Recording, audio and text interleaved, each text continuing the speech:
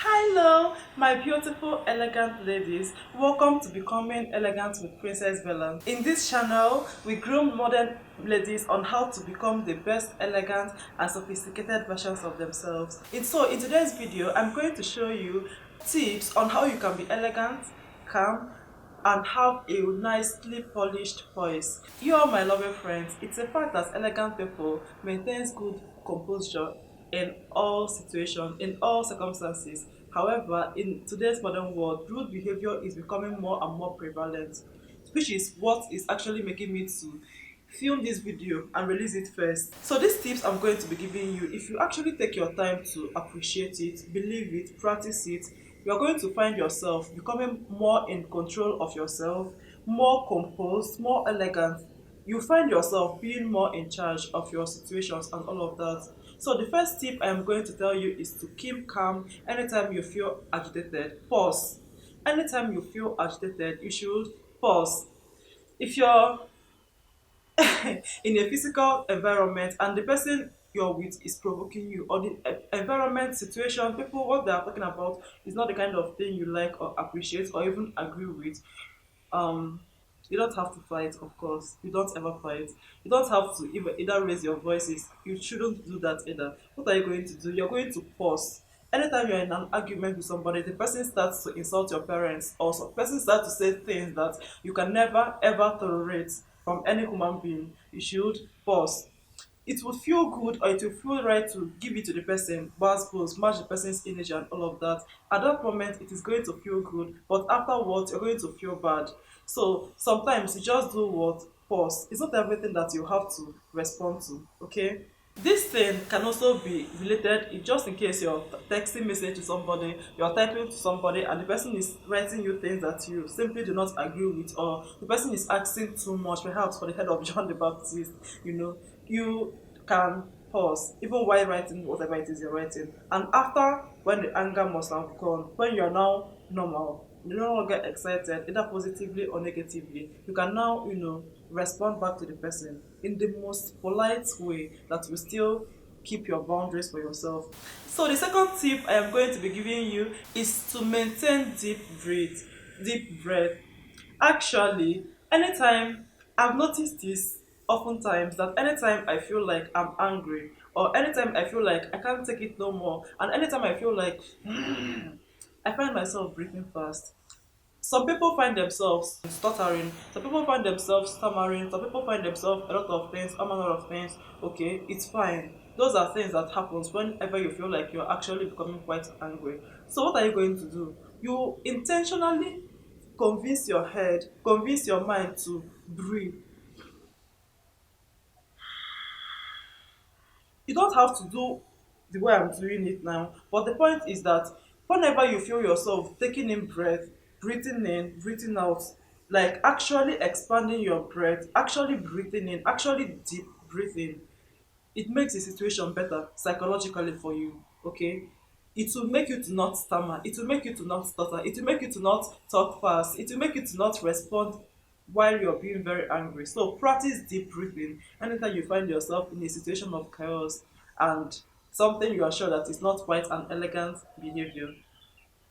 Tip number three: speak in a more quiet and tamed tone, right? You might be saying something that makes sense to you, that is supposed to make sense to the other person, but the other person is not appreciating you.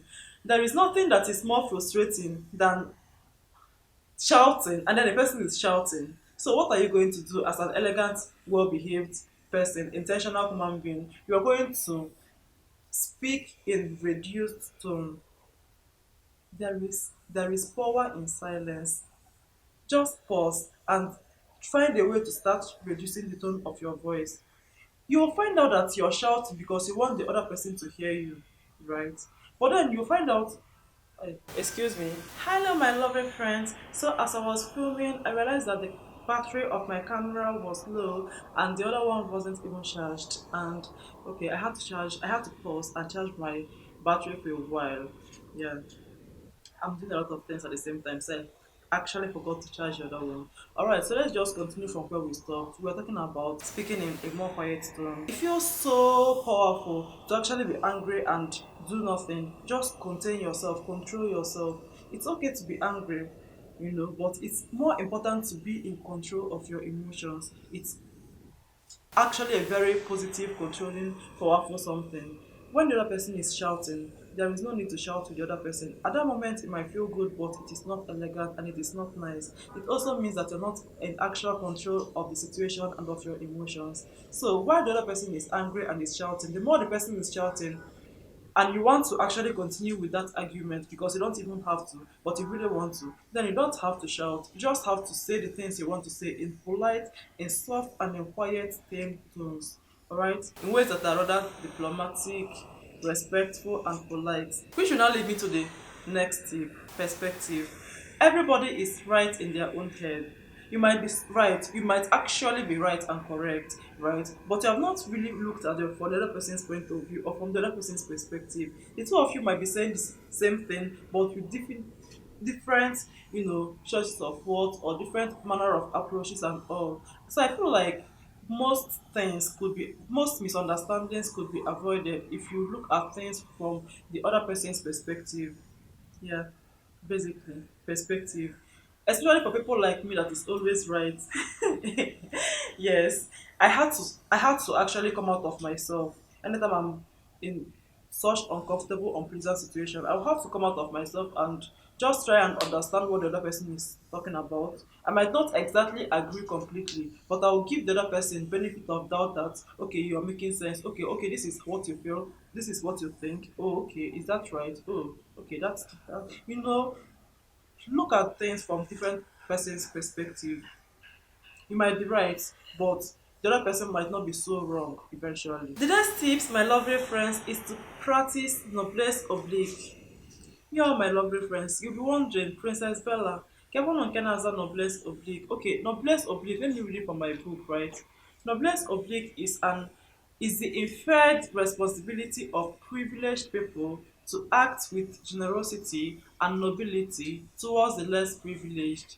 You now hear privilege, you now be thinking that privileged are people that are educated, rich, affluent, important in the society and all of that. Those people are privileged, but people who are also intentional about the things they do or about the things places they go to or about the friends they keep or about the things they wear, people who are elegant and are trying to make the best out of their lives are also privileged. There is something you have that somebody else might not have at the moment. The person might have it in the future, but right now the person does not have it. So sometimes you need to practice noblesse oblige. Imagine fighting with a bus conductor, they will drag you to the mud. Imagine fighting, exchanging words with somebody who has not really been so educated. Imagine somebody who is not quite refined, who is not even exposed. The person is saying from, I don't want to call it ignorant, but perhaps not as exposed as you are, right? You're not going to be exchanging words or fighting with the person or arguing with the person. It does not make sense. Sometimes you show some kindness to the person. Sometimes you show some level of understanding to the person. Sometimes you calm down for the person, allow the person to be human too, and then just allow it to pass. Noblesse oblige. The sixth one on my list today is to practice affirmation. Oh my gosh, I'm a class act. Okay, I am elegant and I am calm. Alright, I am in control of my emotions and of everything that I am going to do. I am an elegant and a highly refined lady. Say these things to yourself and say them like you mean them, like say them, mean them, and practice them. I have a friend, no, I have friends who, no matter how angry they are, no matter how pissed off they are, they will never ever fight. Initially I was like, is this even possible? Then I now realized that it took them a while to actually tame their animalistic nature. I don't want to say animalistic nature so that human beings do not feel like animals though, but sometimes people that are angry, who are not always in control of their emotions, that's how it feels like. That moment they are angry and it's fine. But if you keep convincing yourself that you are in charge of your emotions, if you keep convincing yourself with affirmative words, affirmative phrases, I am a class act. I am a class act. Imagine what Michelle Obama will be doing when somebody pisses her off, or perhaps someone like her Royal Majesty, the Queen, the late Queen Elizabeth. You won't see her fighting or She has taught herself how to behave accordingly, especially in public, and it starts by convincing yourself that you are a class act, or that you are a disciplined and an elegant lady, or that you are calm and quiet. The next tip I'll be saying on this video is to not respond at all. In today's world, it feels like if you don't respond, something will happen. Sometimes the best thing to do is to do nothing. It feels like you are not doing anything, but then you are doing something, and that thing you're doing is nothing. I think that you don't have to respond to a situation if you don't want to. I also think that if you don't want to make the person angry, perhaps a lot of people might feel offended if you do not respond to whatever it is they want. You can excuse yourself and ask them to give you a moment. You get back to them. Just politely tell them, "Can I get back to you? Can we talk about it later? Can I think it through? Oh, that's okay. But can you give me a moment, even if it's 5 minutes?" If it's somebody that you're not having any close affiliation with the person, you simply honestly don't have to respond. You don't anytime you feel like you are pressured to respond, I want you to remember and to know that you don't have to respond if you don't want to respond. And it's okay, it is a class act. The eighth tip that I am going to be saying today is to smile. It works similarly with deep breathing. I was talking to a 60-something-year-old woman. She was telling me her displeasures, and I felt like she did not understand me. So she was saying a lot of things, and after looking at her for a while, I simply smiled. And when I smiled, she also smiled. And somehow the whole thing fizzled out of the atmosphere. Then I now calmly told her that she's misunderstanding me. I now calmly explained what I intended to her, and she understood me immediately. Sometimes you need to smile. You never can tell, the other person might smile. You never can tell, it would calm you down. It would calm the other person down. It would, I don't know how to explain it. It is magical. It feels like real magic. So practice smiling more, especially when you're in a place of chaos. It's even more relaxing to smile than to be angry or to frown or to. Guys, please don't mind me. But you get what I mean. Just smile. It works. Which is going to lead me to the last but of utmost importance, the one I practice. Growing up, my mom felt that I had bad temper. Now that I'm grown, most of my friends won't even know that I used to have bad temper. We are all work in progress. So what something she taught me to do, to be honest, and I did it and it worked for me, was to pray. Jesus, make an humble of heart, make my heart like unto thine. Now, you don't have to pray this prayer if you don't want to. If you want to, it actually works for me, so you can actually do that. My point is, sometimes, even if it is 5 minutes, bring out 5 minutes of your time and meditate. But don't meditate alone. Meditate with the Holy Spirit. If you are somebody who have bad temper, if you are somebody who cannot control yourself, if you are somebody who find it very difficult to keep calm or to be quiet or to control your emotions, allow the Holy Spirit of the Most High God to help you. Because to be honest, it works. It works. You really don't have to do it alone, and you have to believe that it works too. Bring out 5 minutes and do it while meditating. You need that calmness and quietness to internalize all over your body, all over your head, all over your mind, all over your heart. You need to learn how to meditate.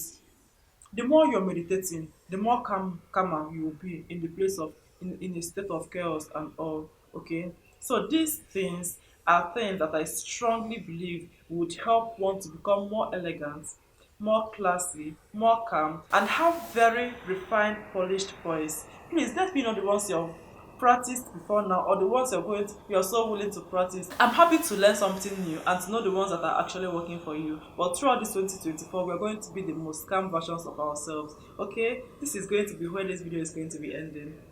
I hope you had fun. I hope you learned something. Okay, this I'm going to be seeing you in my next video. Until next time, love and light. Bye.